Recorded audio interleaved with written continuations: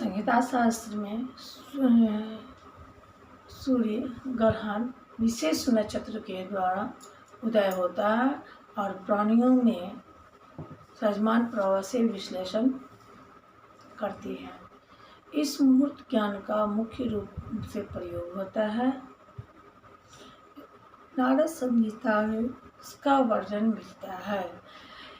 संहिता विषय का वर्णन तो मिलता है, मगर शास्त्र उपयन, ग्रहचार, संवत्सर फल, तिथि, वार, नक्षत्र, योग, करण, मुहूर्त, उपग्रह, सूर्य संक्रमण, ग्रह गोचर, चंद्र तारा, द्वादश लग्न, ऋतु, रजस्वला, पुंसवन, सेवन, जातकर्म, नामकरण, अन्नप्राशन, चौलकर्म, अंकुरार्पणम, मौजी बंधन, छुरी का बंधन आदि होते हैं।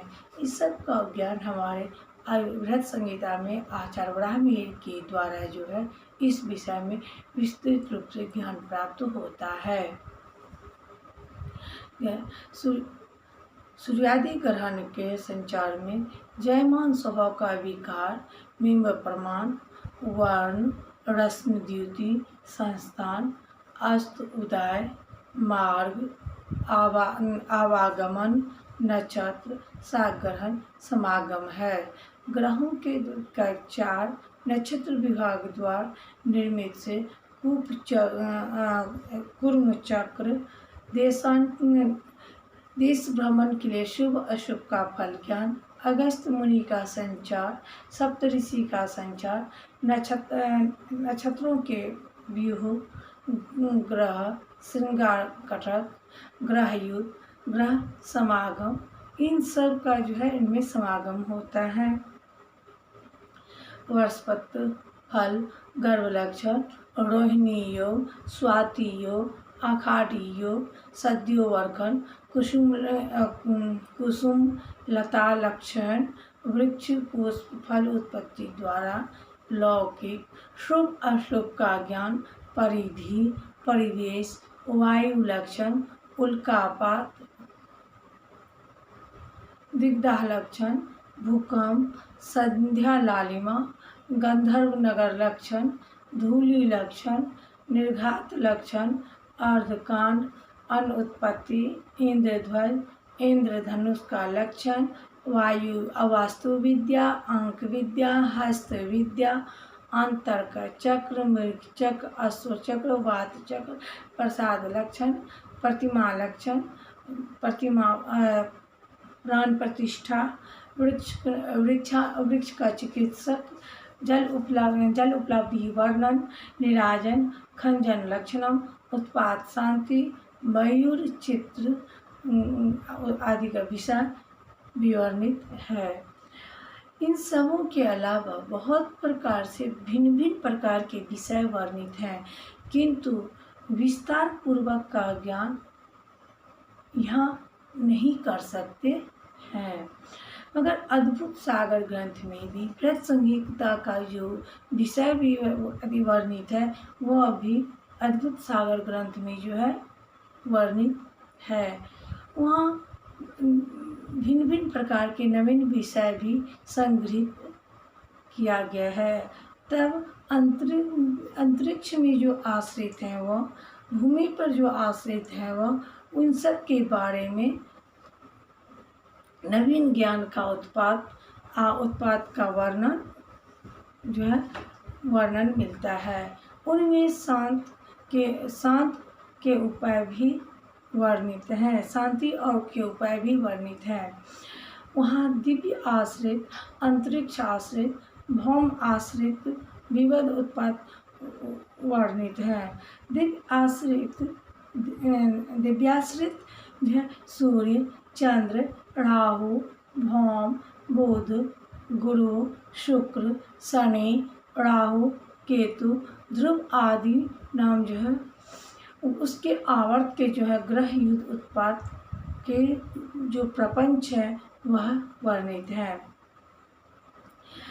अंतरिक्ष आश्रित अंतरिक्ष आश्रित जो है वह है पृथ्वी, सूर्य, इंद्रधनुष, रश्मि दंड, गंधर्व नगर, विद्युतपात, मेघ, मेघगर, प्रवर्ष, वृष्टि, अनावृष्टि का इनका वर्णन जो है विस्तार पूर्वक वर्णन मिलता है।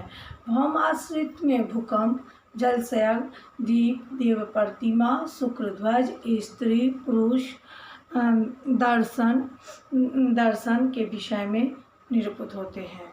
भौम आश्रित भी जो है विशिष्ट विषय वर्तित होता है।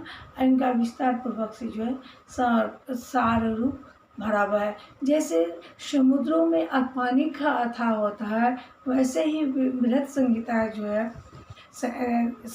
जो है संहिता स्कंध में भी वर्ण के बारे में जितने भी ज्योतिष शास्त्र की निचोड़ है वह हमारे संहिता स्कंध में पूर्ण रूप से वर्णित है।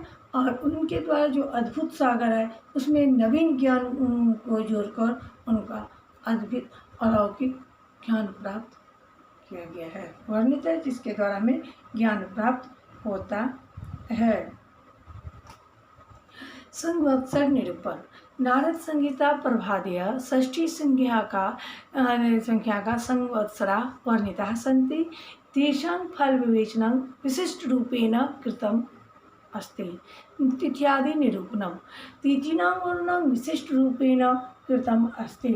तिथि स्वामिना कथनं तिथीनां नन्दादि संज्ञाः प्रतिपदादितु तिथिषु करणीय कृत्यानि क्षयतिथि वृद्धितिथि निषेधश्चापि वर्णिताः सन्ति। आदित्यादिहोराणां निरूपणं तद्धारेषु विहित कर्म निरूपणम् आश्विन्यादि नक्षत्राणां वर्णनम्। योग निरूपणं संक्रांति विचारः मेघादि लग्न विवेचनं गर्भादि निरूपणं च विस्तरेण प्रतिपादिताः सन्ति। वास्तु संहिता ग्रंथेषु वास्तुविधाने भीमो निरूपणाद् आरभ्य भवन निर्माण पर्यन्तं समेपि विषयाः सप्रपंचं प्रतिपादिताः सन्ति। संहिता ग्रंथेषु यानी संहिता ग्रंथ में कुलक्षण, स्वलक्षण, कुकुट लक्षण, कुर्म लक्षण, छाग लक्षण, अश्व लक्षण, हस्ती लक्षण, पुरुष स्त्री लक्षण के विषय में विस्तृत रूप से निरूपित है।